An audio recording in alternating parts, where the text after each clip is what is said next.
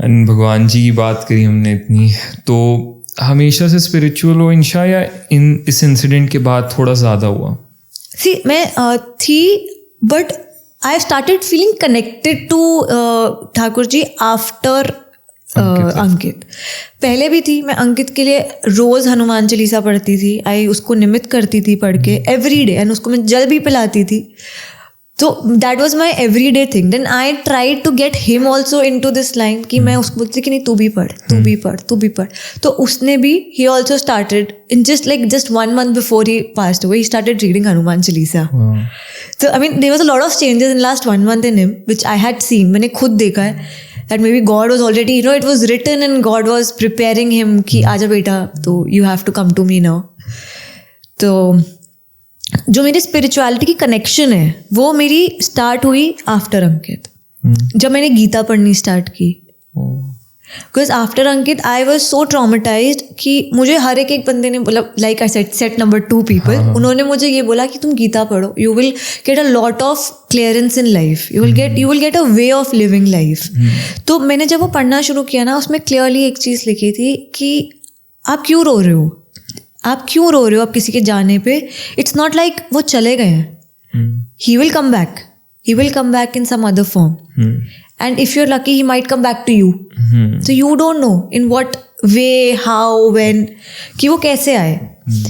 और मैंने ये भी चीज़ सीखी कि जो लोग हैं ना वो ये भूल जाते हैं कि आप धरती पे मेहमान हो, धरती आपकी नहीं है, धरती उनकी है, उनका जब मन करेगा जो मन करेगा वो करेंगे, उन्होंने सबके लिए सब कुछ लिखा हुआ है।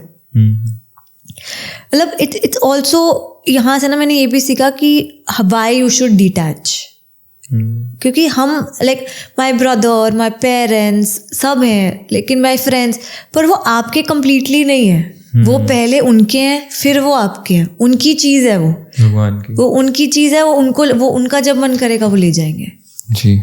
और आप उनसे ना लड़ सकते हो, ना आप उनसे कुछ बोल सकते हो कि आप क्यों ले गए या क्या ले गए। वो कहते हैं ना कि आने से पहले वो अपनी डेथ डेट लिखवा कर आते हैं लोग।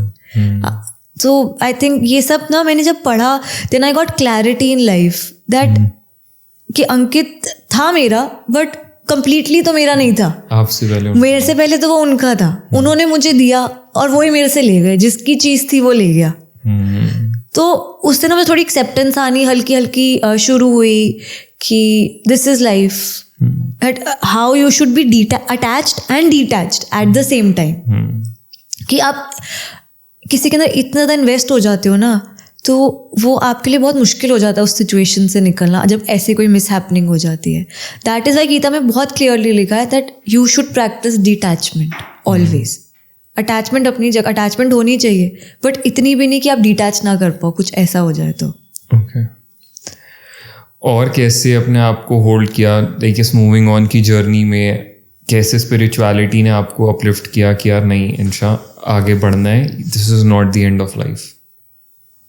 इन मैनी वेज, मतलब आई थिंक मैंने ना अपने आप को सरेंडर कर दिया ठाकुर जी को कि आपने मेरे साथ जो करना है ना आप कर लो, बस आप मेरा हाथ मत छोड़ना, आप मुझे जिस डायरेक्शन में लेके जाओगे, जो आप मेरे दिमाग में डालोगे मैं वही करूँगी।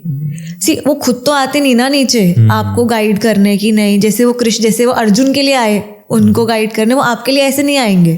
तो मैंने बस लेकिन अपने उनको ये बोल दिया कि आप मेरे सारथी हो, आप मेरा रथ चलाओ मेरी लाइफ का, मैं आपके पीछे बैठी हूँ, आप जैसे ऐसा जो मुझे बोलोगे मैं वैसा वैसा करती रहूँगी, जो आप मेरे दिमाग में डालोगे मैं वैसा करती रहूँगी।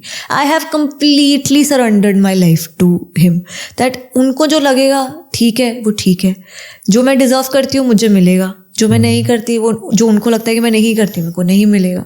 तो I have made my terms with it कि वो कहते हैं ना कि मिला तो उनकी कृपा और नहीं मिला तो उनकी इच्छा।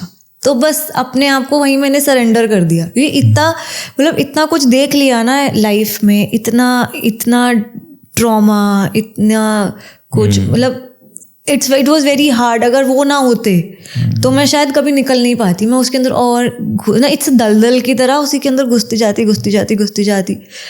तो लड़ना तो है ना यार, लाइफ से लड़ना है, लाइफ आपके ऊपर डालती रहेगी प्रेशर, बोलती रहेगी, कुछ ना कुछ थ्रो करती रहेगी, but you also stand up कि नहीं, I will not accept defeat. तो एक और प्रॉब्लम डाल, मैं फिर खड़ी होंगी। I will not give up.